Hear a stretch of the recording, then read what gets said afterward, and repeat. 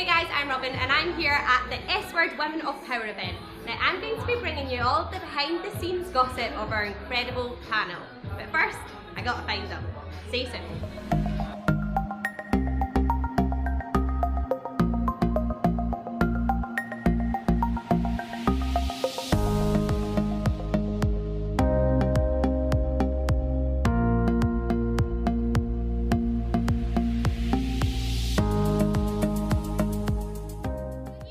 A little bit about what you do. Okay, so I am a plus-size fashion blogger. Yep. I also write about body positivity. So Love that. Thanks. I write a lot about making women feel good in the skin that they're in and making women believe that you actually don't need to change anything about yourself to be a badass. Oh, I love that! I actually love that!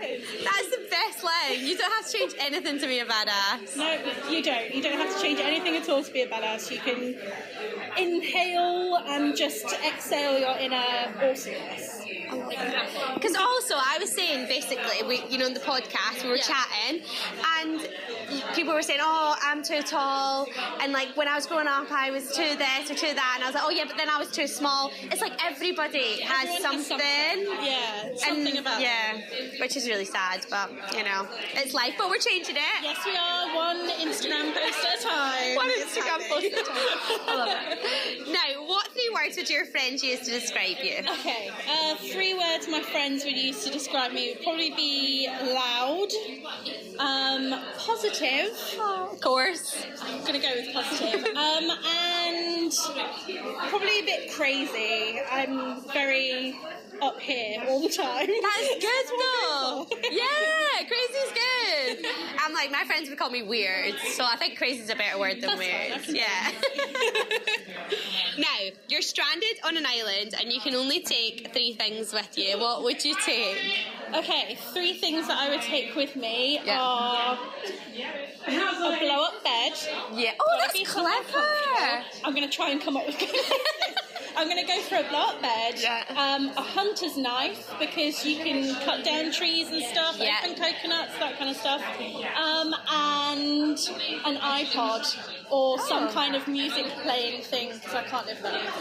And also, I feel like music just makes everything better anyway. Absolutely. You can just like stick on a really incredible track and just forget about the fact that you have nobody else with you. And you're like, with only a knife. You need a pump. What are you going to do? Oh my God. Just lots of breathing. I guess you got loads of time. Yeah. You got nothing else to do, you're stranded. Exactly. I'm just going to blow up this bed. It's fine. Now, I've got a really fun, I was going to say fun tongue twister, but I couldn't say tongue twister. Oh, the Ida name. Okay, so you're going to say this phrase as fast as you can, okay? Okay. And 1, 2, 3, go! If 2 witches were watching 2 watches, which witch would watch which watch? Oh, that was really good! Yes. I am very impressed. I practiced that and I can't do it that fast. I'm good with the witches and the watching. Yeah, it's amazing. Well done. Well, thank you so much. Thank you very much. And I hope that you never get stranded. Yeah, me too. Or if I do, I've got a good bed. Yes, exactly. Comfort first. Thank you.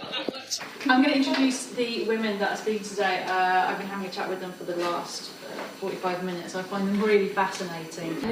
These generations especially, we grew up with the idea of Disney princes, becoming princesses, getting married, and the end of most of these narratives, especially films, was always that the couple got together and that was the end. That the whole story was about whether they did get together or not, whether the girl got the marriage.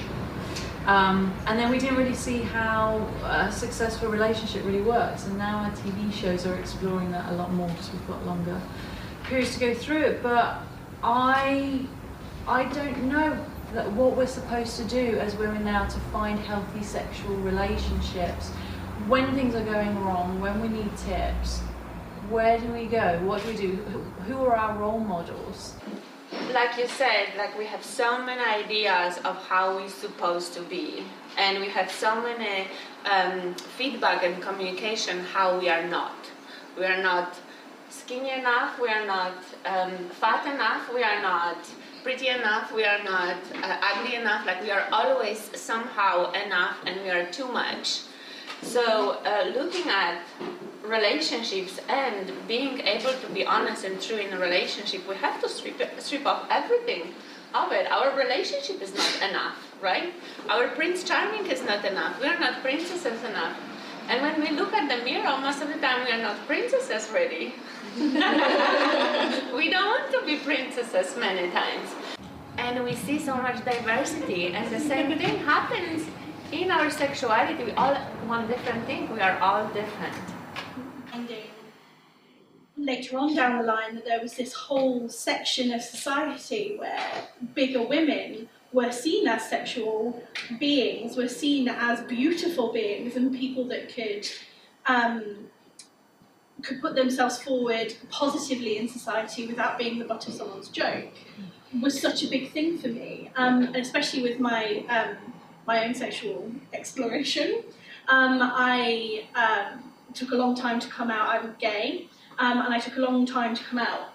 It took me into my 20s to actually come out and be comfortable with saying that I was gay, and that was because I grew up in the Midlands, and I had nobody around me who was out and gay and living sexual truth in that kind of way. So for me, the internet opened up this like giant world of awesome people who felt the same way as me. So using the internet and using the wider sphere of the world to find other people that look like me was such a big deal, such a great thing. Hey guys, I'm here with Naomi and Stephanie from 2-3 Active. Now can you tell us a little bit more about your range and how it started? So we're both very into fitness, and we both kind of overcome our own health and lifestyle journey that we wanted to share a good, affordable, quality affordable quality activewear for women. We call it for real women because not everyone's an Instagram fitness model. Yes. We just want to keep healthy and look cute in the process. And you do look cute. Thank you. See, it works. Now it is very affordable, isn't it? Because I had a little look earlier and it looks amazing and the quality's insane, but tell us, it is really affordable, isn't it? It is really affordable. Yeah, so prices start from £17 up until £25. It's crazy. I spend more on Pret. Like, I actually do. It's so true. Now, what's your vision for the business? Where do you see it going? So in the next year or two, we want to essentially brand our pieces. At the moment, it's all unbranded. Yeah. But we will have our logos on the leggings, on the tops, and we want to expand into more fitness kind of sportswear. So maybe like jogging bottoms, hoodies. Yeah. Yeah. Cool. And where can we find it if we want to buy some? Well, you can find us online. We are an online boutique. You can follow us on Instagram at shop2_3. That's spelling the words, not the numbers. I like that. Specific. Or you can go online. The shop answer is www.shop23.co.uk. Amazing. Well, thank you so much, ladies. Your range is incredible, and I'll definitely be buying some. And they're squat proof. Oh, I love that. They're squat proof. Squat proof leggings. Get them. You get these sexual partners who have always been told that they're great at it, and it happened to me quite recently where I was like, oh my god, you actually think you're good. I just wanted to stop, and it's awful, and it was just so half-hearted and terrible. But I had always been told by women, oh, this is amazing, this is great. What do you do? Like, where do you start with them? We want to please, that's our nature, we want to give. However, we do that from not even being connected to ourselves. So the one tip, I would say the one main tip I've learned in this journey, that I have always choice at any moment. If it's awkward, and sex is awkward a lot of times, let's admit it, it's awkward. If it's vulnerable, if it's real, it's very awkward. If it's pretended, everybody play the game, so it looks good. However, it's awkward. So if we can admit, okay, it's awkward, something that doesn't work, well, what can we do? And if I know what to do, if I can feel my body, if I know what my body wants to, and I can ask for it, that's great. But if I don't know, and he doesn't know, I have always choice to say, okay, that's great, bye. Like, we always have a choice. Just touch my body with no goal all over. Like put some music on, some candles, Exactly, just with no goal other than just like, you know, does this feel like, is this hot? Like, do I like this? And then once you have an idea, then it's easier to be able to adjust somebody else, you know? I mean, I thought the idea of adjusting a man was like, what? No, like, if they can't do it, then that's it, you know? I literally broke up with men who were really great, because I was like, oh my God, the way he kissed, it was like his squid stuck to my face. But instead of like, hey, would you mind not sucking so much? You know, I was just like, well, this is it, it's the end, you know? Tell me a little bit about what it is that you do and the kind of work that you do around that. Okay. Yeah. I'm Naomi Cambridge from the House of Inanna, where we give successful single women the keys to creating extraordinary love and sensational sex. Woo! There's a catchphrase, isn't it? Amazing. And what made you start there? Well, my own journey. I'd achieved a level of success as an entrepreneur. I owned properties, I had my own business, and I met a man who I thought was Mr. Perfect. Don't we all? Right? Who can relate? And we broke up, and then I was single for 3 years, but like awfully single. Because going out on these dates and just didn't fancy any of these guys. You know, I couldn't feel it, and I thought maybe I'm never going to fancy a man again. And so, desperation. I was moved by desperation to start sensuality studies. Yeah. And that took me to doing a coaching program, and people were saying to me, you should be a coach, you should be a coach. Excuse me, I'm making lots of money being a property developer, I don't, you know.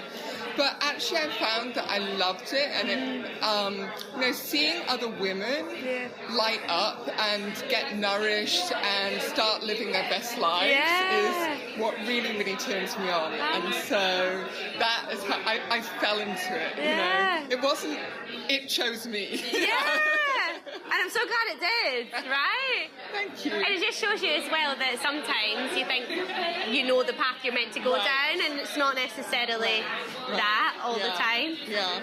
I think we've all been there, haven't we? With the men that you're like, yeah, this is the one, he's perfect. That's it. And then it doesn't work out that way. Nope. And also when I was doing the training, I thought I was just doing it for me, you know, for my development. It wasn't about, I didn't want to help anybody else.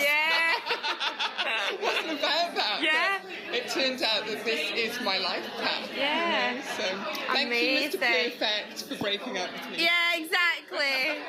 Exactly. I always think as well, when that happens to you, the best really does come out of it. And you're like, actually, no, I can take charge here. Like, I've got this.